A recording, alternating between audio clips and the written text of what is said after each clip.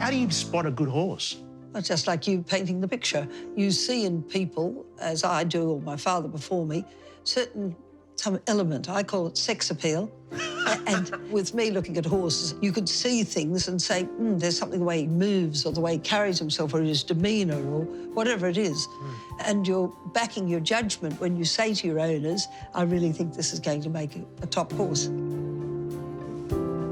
Then when I got my licence, I was able to, I thought I'm not going to start my horses till I know I can really make a real imprint and a real sort of statement. And it took a few months before I ran a horse, and then I ran them one after another. I only had about 3 horses, and then I won 5 in a row. And so, people sort of started to pay attention, say, gosh, maybe she does know what she's doing. Yes. Winning any race for any person and for a horse trainer starting in their career, it's just such a shot of adrenaline. It's that sex appeal, that thing that you can't explain except that you want more of it.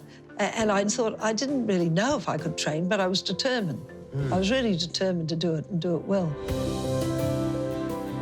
Gai took over Tulloch Lodge, the family stable, in 1992. Within 10 years, she had equalled her father's record of 156 wins in a single season. You've trained horses for the Queen and Stevie Nicks and sheiks in Saudi Arabia. The Queen. The Queen was the greatest honour. I mean, she is such a learned racing person. It's probably her greatest passion. And her racing manager, John Warren, asked if, I would care to train. And I, of course, said I would be honoured. So I'd make a call to Buckingham Palace, and then I'd be put through to the Queen. And the horse was a horse called Carlton House. And she said, she's telling me about how he ran in the Derby. And I said how he worked for me and how he was going very well. And I said to her, I said, look, the horse is going so well, it said, see you later, alligator. And she laughed and laughed.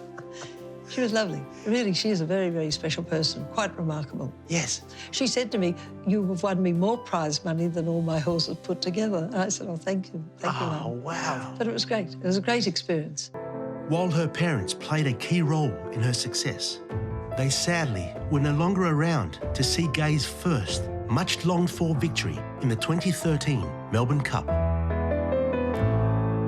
It's a 2-mile race, 3,200 metres, and there aren't many of them in Australia. And it takes a horse that's got, 1, a good turn of foot, and 2, great stamina.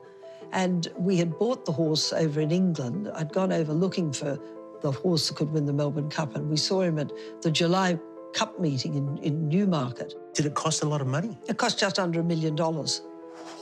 But the prize money for second paid for the horse. So first attempt at his Melbourne Cup, he came second? Came second and paid his purchase price.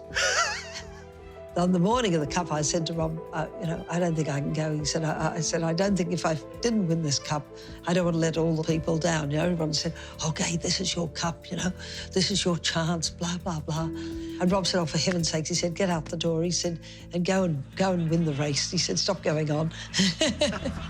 The racing industry is very male-dominated. How hard is it for you to blaze a trail? Oh, it's been very difficult, very uphill battle.